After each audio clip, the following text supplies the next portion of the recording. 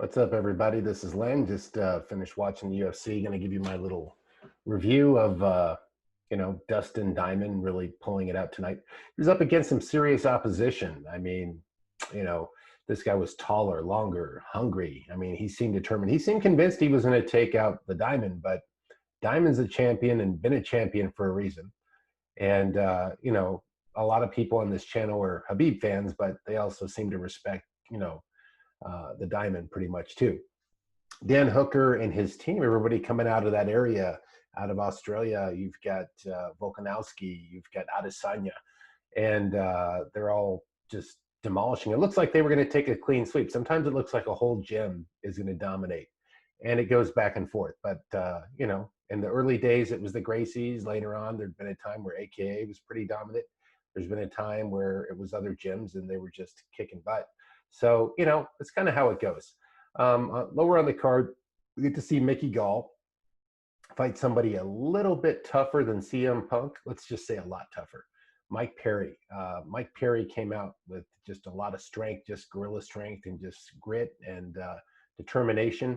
Mickey Gall was showing some stand-up, which we haven't been able to see him do until, well, not as much. He's mainly a jiu-jitsu guy, but he was showing really good, clean stand-up, and he looked like he had a good game plan going in. But he was up against a guy that basically fighting for his right to stay in the UFC, who had a couple of losing streaks, but a very, very serious gatekeeper. So that's the way that went. And then Gian Volante versus Mo Green.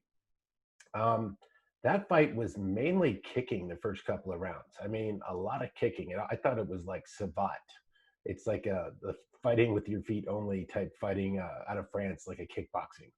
But of course, John Volante was just waiting for a good time to move in and land some, heavy strikes standing up.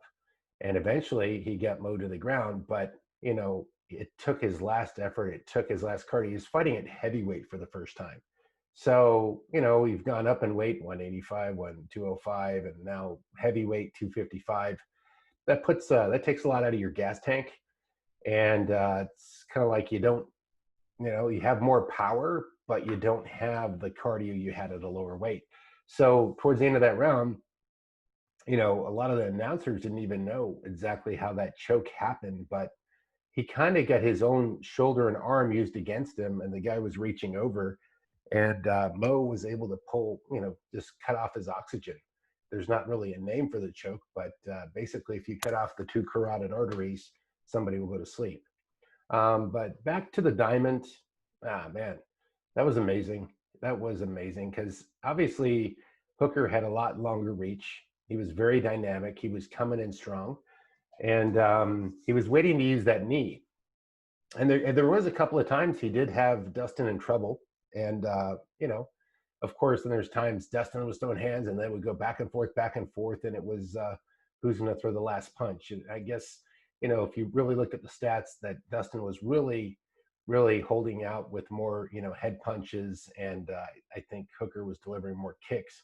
But ultimately, it looked like Dustin was ready to go in the last round and take him out. It was looking back and forth, kind of even. It was hard to tell, And Hooker had a good game plan, but it didn't hold up to Dustin.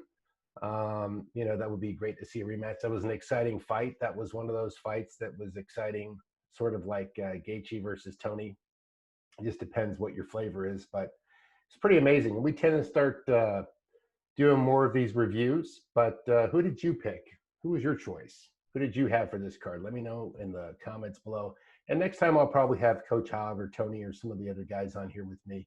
But we're just going to start doing this. And thanks so much for supporting the channel, and please subscribe.